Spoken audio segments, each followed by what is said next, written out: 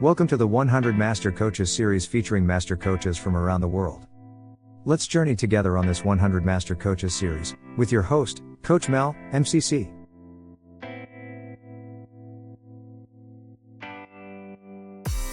Mary Anna is an experienced leadership coach and communications specialist. She has influenced the profession in Ireland, as former president of the ICF, and internationally as an advisor. Her career includes senior roles in the voluntary and public sectors. Moving via a PhD on cultural change, to the independent and into PR, with an emphasis on communications to promote behavior change. Mary Anna is a master certified coach, winning awards for her innovative approach. She provides supervision and mentoring to coaches around the world and hosts the Coaching Presence podcast and community. Now on to the show. Hello, and welcome to the 100 Master Coaches show. This is Coach Mal, and today on the show, we've got Mary Anna Wright from Ireland. We give her a big round of applause. Welcome to the show, Mary Anna. Thank you, Mel. I was going to say it's actually really nice hearing that I'm from Ireland because I moved to Ireland. I'm from the UK, but that's sometimes a bit embarrassing to say. But no, I love being thought of as being from Ireland. Well, you can start wherever you want to start today. Maybe tell us a little bit about Mary Anna. Thank you. You can probably hear by my accent that I'm not Irish. I grew up in England in the Cotswolds in Gloucestershire, but I moved to Ireland because I'd met and married a man from here. Ooh. And actually, it's one of the reasons that I became a coach. Wow. My husband's from a really remote part of Donegal, right up on the northwest coast of Ireland. And we are miles away from anywhere. So I knew if we wanted to move here, I'd have to be self-employed. You're laughing because I'm also thinking of, before we joined the call, we were comparing our raspy voices and thinking of Bonnie Tyler, and that's going through my mind as well. Anyway, I'll get back to the story. Very interested in behaviour change. I'd studied in marine biology and was very interested in environmental behaviours. I used to work encouraging people to recycle their rubbish or walk their kids to school, that kind of thing. And I thought, well, I need to be self-employed. Coaching might work for me. And so I started training. I went to night classes 20 years ago now. Wow. And then I realised I wanted to get a proper international credential. So that was the start of the journey. A few things that it's opened up for me. And the sort of fun fact about me is that I'm a pony mad person. So sometimes I do coaching with my horses, but that's a real passion that's gone throughout my life. And I've now got 5 horses here in Ireland. So I think that coaching's allowed me to work more deeply with my horses, and it's also allowed me to live in a part of the world where I can keep my own horses at home. I can't imagine that, keeping a horse near my place. That'll be interesting. One of the funny things happened a while ago where I was in a meeting and you can see the window to the side of me, and one of my horses appeared at the window because they'd got out, and I was in the middle of a coaching call. And I think that was we plan for some of these disruptions, but not necessarily to have a horse appear at your office. Absolutely. I remember in those lockdown days, where those funny Zoom videos came on live. I wish I saw your Zoom video, and with the horse coming in the background, like, wow. But actually, it was extraordinary because I think for many people, they had that experience of living in sort of isolation. And that can be like that here in a remote part of the world. Yeah. But no, it was extraordinary times. And I think actually that's probably where my coaching business really grew, because people really appreciated coaching as a way to feel better when they're feeling isolated, to connect and to learn how to connect better with their teams. And we'll get back to that connection, that important piece in a moment. I'm curious about, on one side, that love of your life that allowed you to move to this part of the world, but coming to that point of you discovering coaching 20 years ago was a while back. You seem to have picked it up and said, I would like to do coaching. Where exactly did that desire come from? Quite a practical desire. So at that time, there was this real model from America of coaches using coaching down the phone, remote coaching. And I thought that might work for me. I was also really curious about coaching, but couldn't afford it. And it wasn't part of the offering for most companies at that time. And I was Yep. working in the public sector. You Mm. basically, it wasn't on our training plan or for many people. So I thought, I want to be coached. This sounds great. Yeah. I probably heard about it in a magazine like Oprah or one of those kind of, I'm not Yes. sure how I heard about it for the first time. Yeah. But I then found the university where I did my PhD had a really good night class um, collection, and they Wow. had a certified coaching night class. Oh. So that's what I did. And the woman was brilliant. She was very clear that it wasn't ICF accredited, but she really aligned the way she taught with the Uh, ICF and made it clear that if you wanted to go on and be a coach, it would be a good idea to get an accreditation. And that was quite forward thinking of her 20 years ago. mm. So that's what I then pursued. And I found a training school that had links between, well, actually links around the world, but they had a good presence in Ireland and London. And I Mm. knew that I was going to be moving to Ireland with my husband at some point. So that helped select the course. And I've just remembered it. Another fun fact. I'm a Sure. real nerd, I'm a certificate junkie. I love a certificate, I love a qualification. Sure. And so I was working in the public sector in London and I heard, I need an international credential. So I think it was the Chartered Institute, the CIPD had this comparison chart of the different international accreditations. And I looked at that and I picked the most difficult one. I thought, that's that's the one for me. Um, so that's how I ended up wanting to become an ICF coach. Mm. I hear a couple of things, and then I read your bio on LinkedIn, and you had the experience being is it a journalist? Yeah, I Oh. was. I was a journalist. My PhD was quite controversial. My PhD is actually about rave culture and how rave culture and ecstasy, it's looking at Oh, the wow. use of, Okay. yeah, and how it changed culture. So it's a cultural Mm. change PhD. But I paid for it myself and I paid for it by doing a lot of freelance journalism. And then when I'd finished the PhD, I got Mm. recommended for a job at a newspaper at The Independent in London. And I worked on their website for years. It was Mm. one of those jobs that I thought, I'm going to do this job while I think about what I want to do when I'm grown up. And then I was there years later because it was actually good fun. The process didn't change, but of Mm. course, the news changes constantly. And it was one of those moments where newspapers were investing heavily in their websites.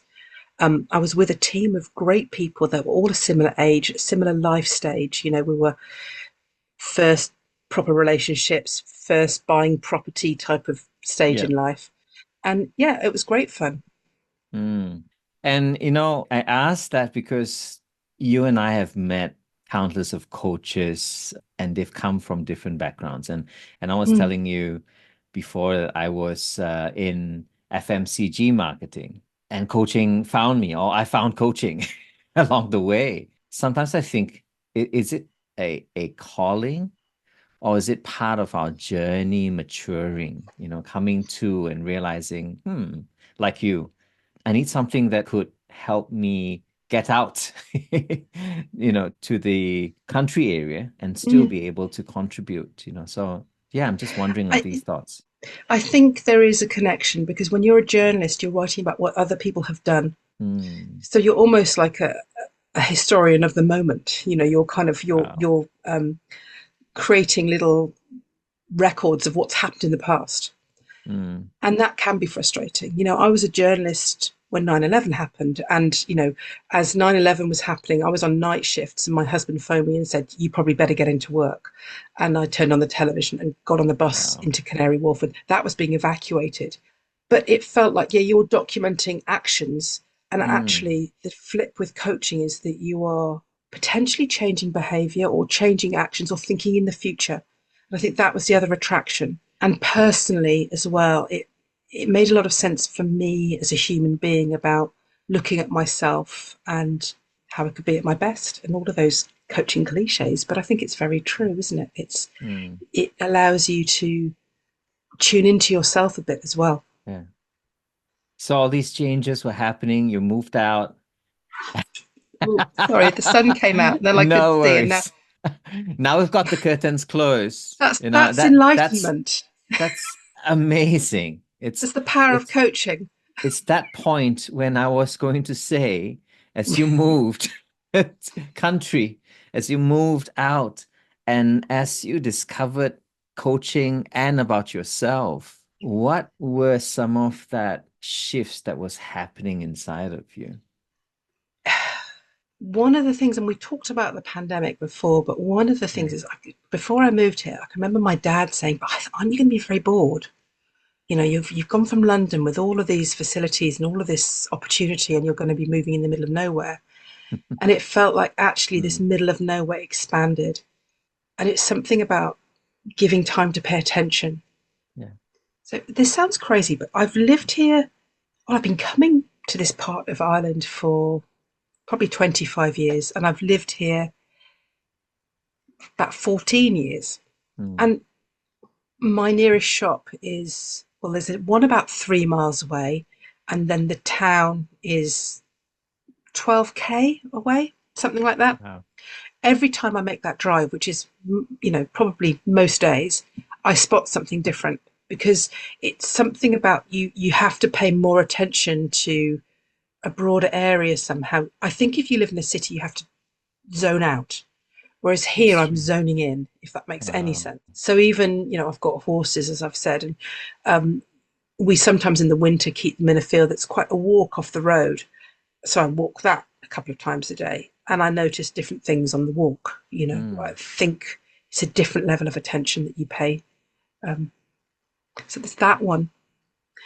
The other thing is the something about value, and I'm sure we might come on to this later about the being of being a coach, but it's that real sense that your coaching presence is where the value is and holding the space is where the value is. It's not about tips, tricks, techniques.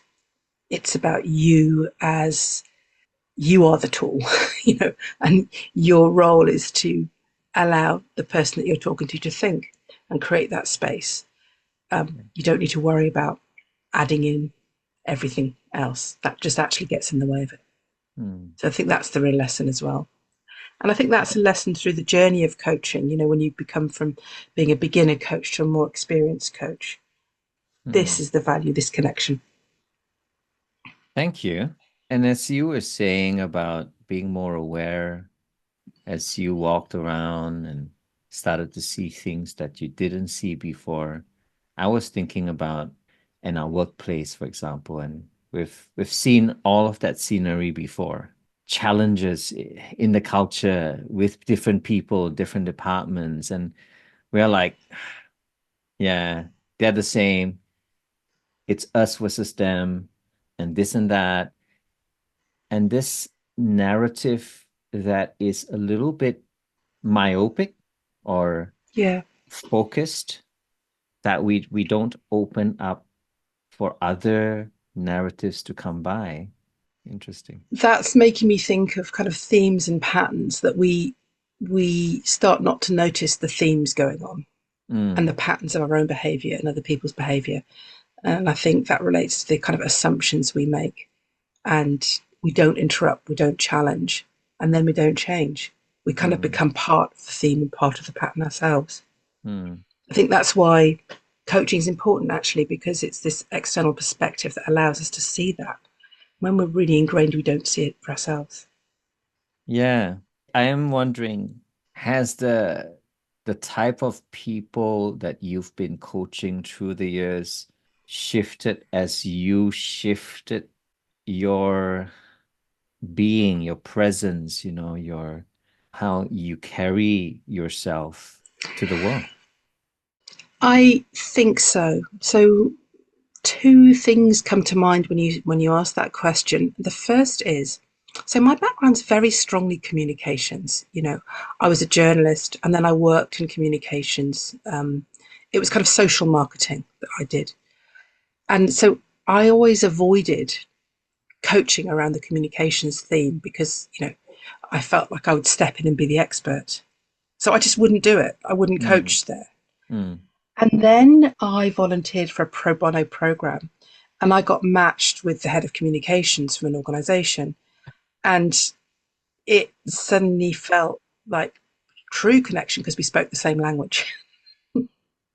Interesting. And yet, as a coach, not part of the team, I was able to spot the patterns and the themes.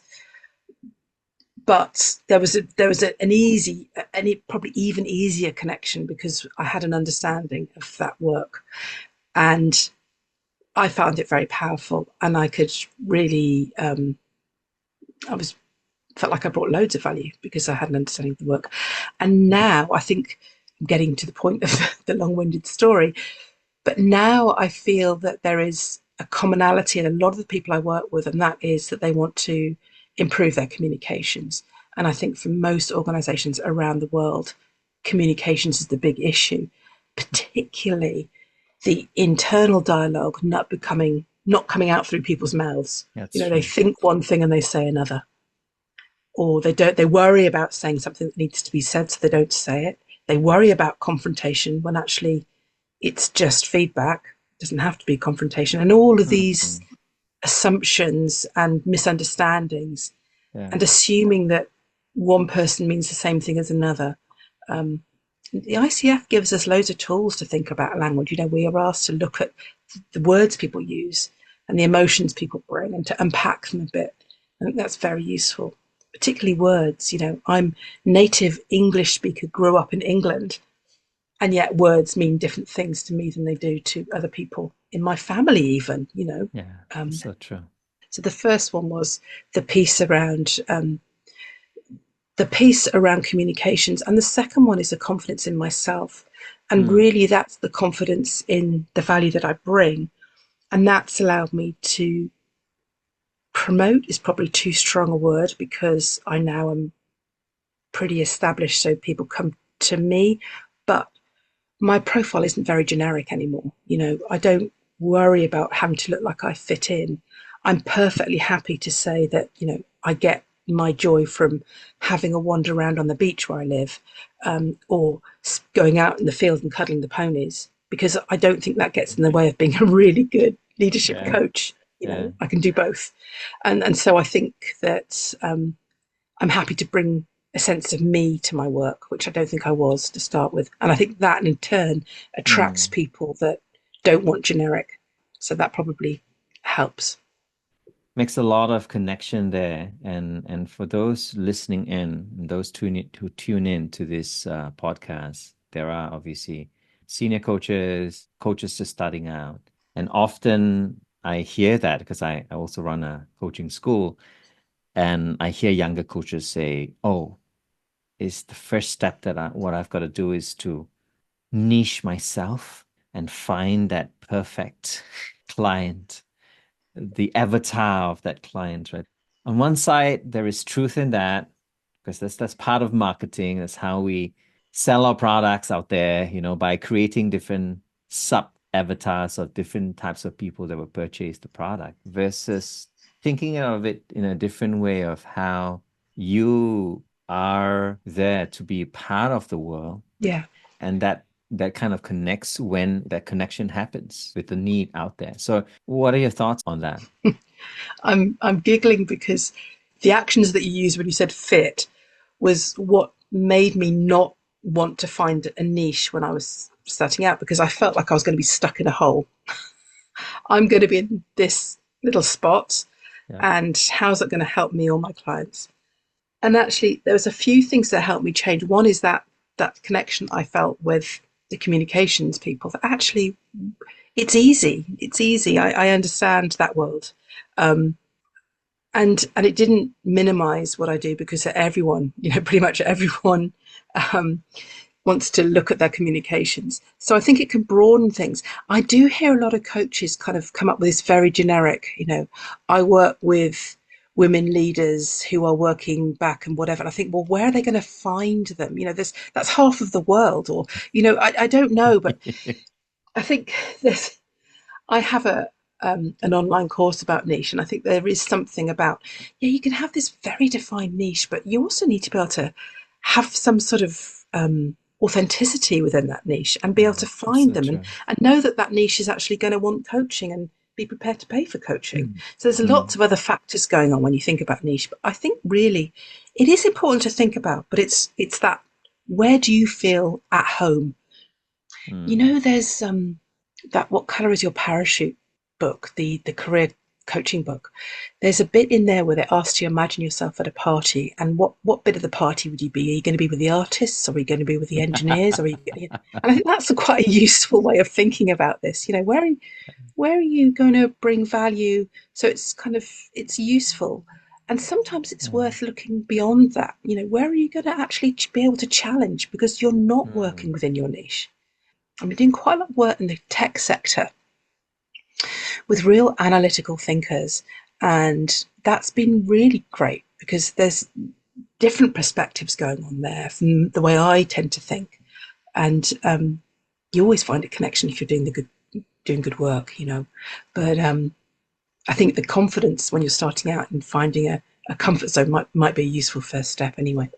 And it seems like the more we track on this road, we tend to get more happy with ourselves, more fulfilled with where we're going. And then there is that question, is that's going to be part of our decision making on how we position ourselves? How do we start that journey up front where we're all fresh and new and don't know where to begin to even go out there and say, hey, well, here I am. I don't know if I'm making sense there. If I've got you right, I think that there is something around, actually, when you're starting out, just coach.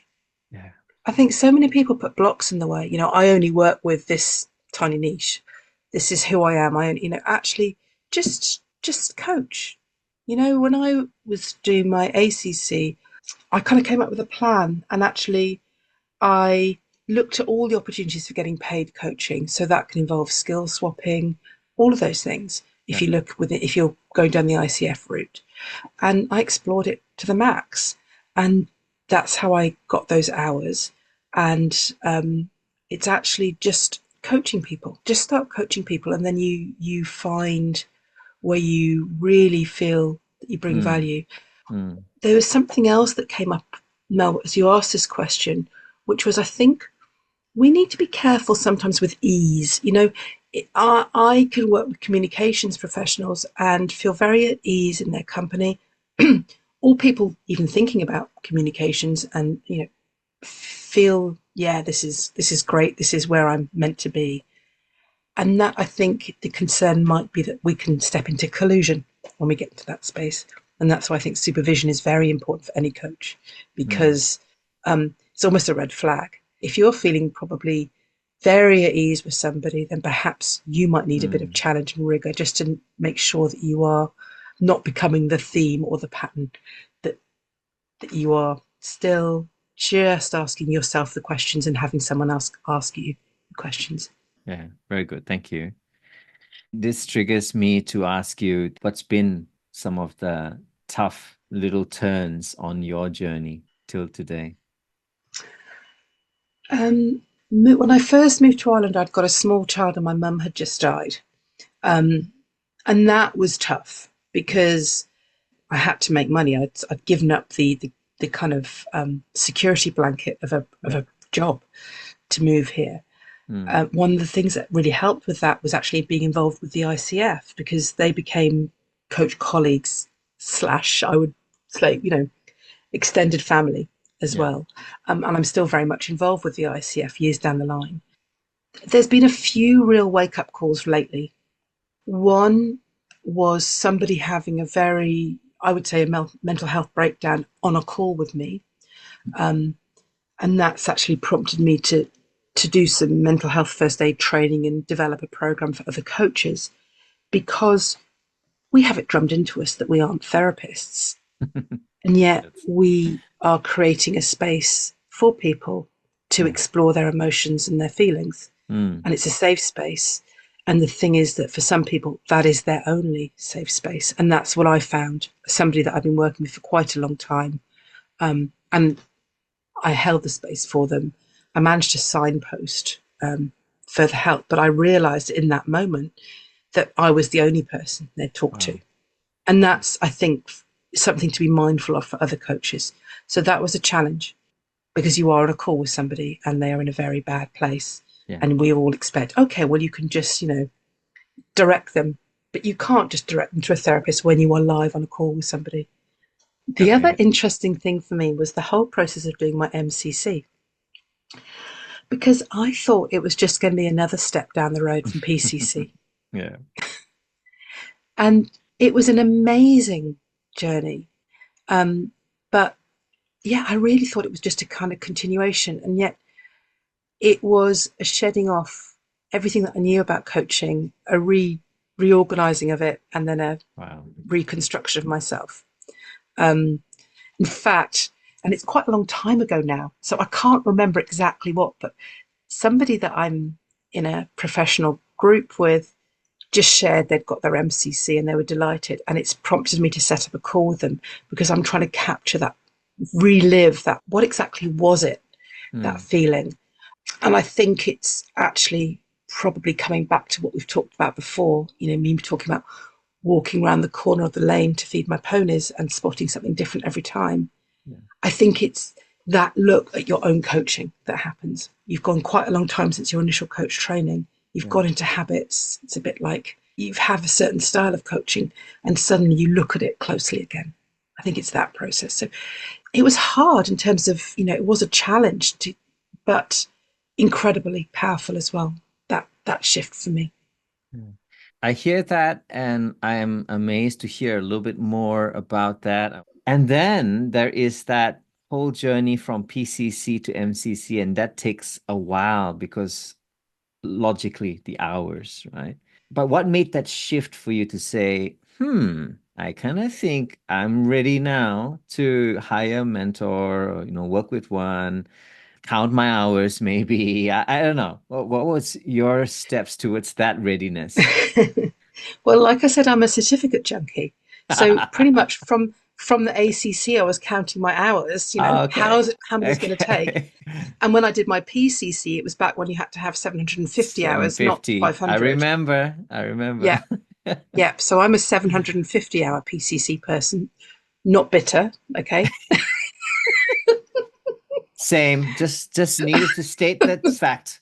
Yeah, it's fine. So yeah, but I was, locking them and pretty much tick boxing and counting them down. So, and then I tell you what the real prompt was. It was coming up to renew my PCC time, and I thought, I'm not renewing my PCC again. I'm going to make this move.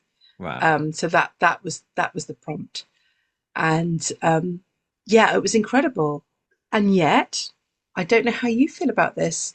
And I have been having conversations and putting some thought into this. I had a bit of a strange feeling after getting it. There was the elation, but then, as self-confessed certificate junkie, a bit of demotivation, because where next? Yeah. There was that feeling, okay, how do we continue to refine and strive or feel at ease? Because I don't do complacent. So what does that look like for me? So that took a while. And I think actually, Mel, that's probably why I started my Facebook group, because of that feeling of, well, you want to contribute, you want to continue to learn. What's that going to look like? Yeah, that shift for me was similar. It's like just to align it with the Olympics that has passed, right? Winning your first gold medal, like, wow, amazing. And then after, when the dust settles, are you going for the next Olympics, right? Are you representing country again, hopefully to win another gold medal or a couple more, whatever. So that's always that, what's next? Where do I hit off next? And for you, I loved how you said you channeled that energy, that excitement into starting coaching presence, right? Your community. Yeah. And that group really, so it ebbs and flows. When I started it, I was all full of that energy. And I did something live into the group talking about the thinking environment, which I love. But the group is really for professional coaches. And when I say that, what I mean is it's not the kind of people that say, they can train you how to be a multimillionaire coach in 2 days. It's actual proper coaches that want to work as coaches and invest in their development as coaches. and it's a nice space to share, you know, interesting book ideas, or there's quite a few live conversations in there as well. So it's a nice community. My energy into it ebbs and flows because I'm a working mother with a farm, a busy coaching practice. I do a lot of driving during term time. So yeah, it ebbs and flows, but it's there. If ever I put a question into the group or a question on someone else's behalf, we get a really useful response. So that's the idea. It's the resource of coaches to share their wisdom with other coaches. Wow. Wow. Well, I hope that when this recording gets released, it will be shared with the rest of our friends over there. So this journey into mastery, into presence, into being, if I ask you, what is the difference, right? Now an MCC coach versus coaching many years back, what would be some differences for you? I'm really happy that it sounds like a level of arrogance. It's not. It's I'm confident in the value I bring as being a coach, and that is coaching presence, which is why I've named the Facebook group that, because it really is about doing less, being more. As a coach, our value comes from holding the space, our attention, listening, tuning into the impact on us of our clients as well, you know, using ourselves as a kind of antenna. So, and that took a while. That took a while to develop that. You know, I think I hear it with coaches that I mentor as well. And it took a while for me. You know, I was at a point I was a bit adding tips and tricks and tools and wanting to create spreadsheets and checklists and, you know, all of that stuff. And now just I'm wanting to say just listening is enough. But there's no just about really truly giving attention. That's everything. Yeah. Being present with somebody is everything. And that's the difference for me. And I get you. Don't get me wrong. I've gone through that fire. I've gone through that layering, removing, seeing what doesn't work anymore, going through all of that. And yet I would like to say, as an MCC with you, that it's still sometimes a bit of that, how do I get there? You know, people are still saying presence is subjective. People express it differently, of course. They bring about different depth of listening. They bring about different space creation and all of that. And I do feel for the younger coaches who are often asking, you know, how do I get there? How do I get there? It sounds like this little mystery or shroud around it, you know. It's like only when you get in, you will understand.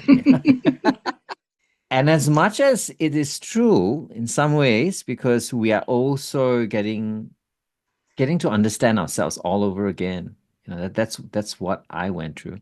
How do you say that to someone, you know, in a quick sentence, right? So this is the formula. A couple of experiences that might illustrate how I've experienced it. One was I came on a coaching call once, and I think it was when my daughter was little, and I was on the call and I was absolutely dead tired. And I think it was one of the richest experiences ever in terms of coach-client connection, because I was so tired, I wasn't thinking very much. I was just being. Oh, that's good. So that's I was good. truly responsive. I wasn't thinking, what are they going to say next? Oh, here's a great opportunity for a question. Oh no, I've only got half an hour. They're going to go over time, and what do you know? I wasn't doing any of that because I was absolutely exhausted. Wow. So that was a bit earlier. The second thing that happened was, may I flag an opportunity for people for more masterful coaching? Is that okay to reference a service? Sure. Okay. When I was preparing for my MCC, I came across More Masterful Coaching, which is a service where you can pay to listen to masterful coaching. Wow. And I listened to some of the recordings on there, and I remember having this conversation with myself, which was, but this almost doesn't sound like coaching. It's just really good friends that really understand each other having a kind of challenging conversation. And then I went, aha, that's the value, because that's priceless, isn't it? Yeah. To have that kind of person that's absolutely got your back, has absolutely your interest at heart, Yeah. but will challenge you. So I always describe it to people now as, I'm the kind of person, when I meet a new client, I'm the kind of friend that will tell you that you've got your skirt tucked into your knickers or broccoli in your teeth. It's like, I've got your best interest. I'm prepared to have the challenging conversation. Thank you. I need you around me. There's something in that, though, isn't there? And Oh, yeah. I think how I can almost experience coaching presence myself is a little bit like, do you remember the magic eye images they were really super popular in the 1990s? You're far too young, Mel, but I'm just reading a novel now that referenced them. And there are these kind of digital images. If you can relax your way of being and move them around and relax your eyes and just look at them and move the image backwards and obviously. forwards. I remember those. They pop up and they're 3D. And they move, right? Yeah. After a while, you got the angle right, and then the only way to really see them is to relax and not try too hard. Oh, yes. And there is something in that. I've got horses. If you try and do amateur dressage like I do sometimes, if you ride, this is all about the way you hold yourself, and you're using very subtle movements in your body, and you are relaxing. And yet you are incredibly powerful still. And actually, if you're really in tune with your horse, you just need to think, and your horse will respond, because as you think it, you're giving these signals to your horse. Most martial arts use a similar kind of body posture where your power is held in a certain way, and it's very subtle. And I think there's something in that with coaching presence as well. It's ease, it's dialing up your attention, but trying to dial down your thinking in a way. As I say, it's really doing less, being more. So it's just exquisite attention. Something in that. I love that. It's like removing all distractions, and we can only get there where we're not allowing those distractions. Like when you said the first example, when you were tired, right? So you're like, oh, my brain's not working anyway. Just coming in. I am. That was it. I am. Oh, wonderful. You did mention about the connectivity and how important connections are. And as you think about how our fast-paced world is with AI on one side and all that virtual world that we're creating, and then that connection, right? You kind of feel like, am I doing less of connection when I'm being involved in so much of these wonderful tech? And of course, your reference point of working with tech people as well may help with this question, is how can we still be connected in this world of too much going all over in a very, very quick way? I think it's taking time to be with one another. And it is that the stilling down of our thinking, the creating of space, the being prepared to be ourselves with another human being, I think is really important here. We have to somehow still our thinking and create time. One of the things that I notice as well with some of the leaders that I'm working with is they don't have time to think. Wow. And I think coaching brings that. When we come to the end of our time working together, they almost all decide that's going to be the thing going forward, that they will just keep that block in their diaries just to create some space. And for most people, creating space to think is actually the most significant step forward that they can do, no matter what's going on, because they're so stuck in the hamster wheel of being busy and doing that they're not thinking and being. Yeah, when one of my clients felt that he needed to take Friday, a part of Friday for himself, on one side, I was pretty amazed that he came up with that all by himself, So I was like, yes, amazing. And then on the other side, I'm also curious on what's that going to do for how he is carrying himself, right, as a leader, and the impact of that when he tells his PA that I'm not available as a busy leader, right? You often allow your PA to control your destiny of how busy you are. But when he took it back for himself, it kind of felt like he took back that power, as you said, to think, that space to even honor himself. And I think it sets a really important precedent for the organisation as a whole. I noticed it in the pandemic that people were confusing visibility with productivity. Wow. There was this kind of fear that they had to be online at all times and reactive rather than responsive. And so true.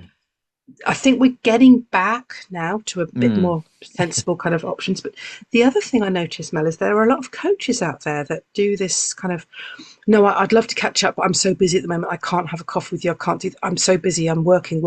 And I'm thinking, we need to do this. Yeah, it's true. It's important, how can we coach at our best if we aren't creating space for our own thought, our own well-being? So good. Makes a lot of sense. And as we allow that and mirror that, we are also being true to that values that we hold, isn't it? Yeah. That's how you brought up that point on how values drive us and how we can be true to it or sometimes not being fully true to it. So that's where the misalignments happen of what is really important and what is important. And we see that often when we're working with some of the best leaders in the world. I think, if we're gonna be coaches, we need to recognize that being a coach doesn't just involve coaching. We are coaches, but we need to develop ourselves as coaches. Yeah. We need to work on our businesses. We need to take care of ourselves. Yeah. We have all the admin as well. It's all part of our job, and we need to factor that into our diaries. We can't just be coaching clients crazy hours because we have to, something has to give. Yeah. So I think it's really important that we do create space to think and reflect on our own work. Yeah. And as we do that, Mary Anna, I am going to ask you what that future space kind of looks like for you and your community.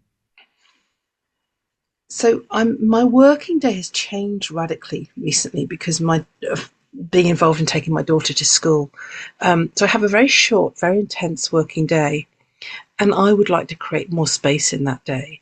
So that might be for me more group work, or more online work that doesn't involve my time. There's something about that I need to think about because I'm pretty booked out with actual client calls at the moment, and I love bringing value and being in coaching, but I literally am at my, I can't take on anymore coaching clients. So I need to think, for me, different ways of doing the work that doesn't involve more of my time because I have no more time.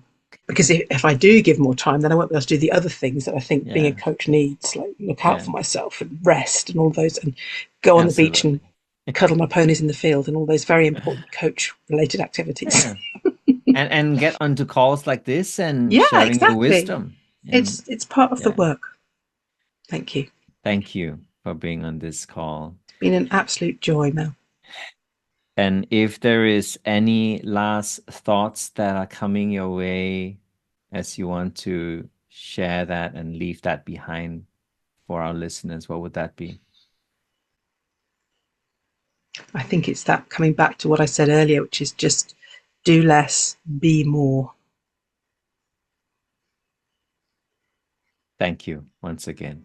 And with that, this has been the 100 Master Coaches show today with Mary Anna Wright. Take care wherever you are. Stay on your lane, and then remember to look left and right and discover new things every single day as well. All the best. Take care. God bless. Bye for now. Bye, everyone.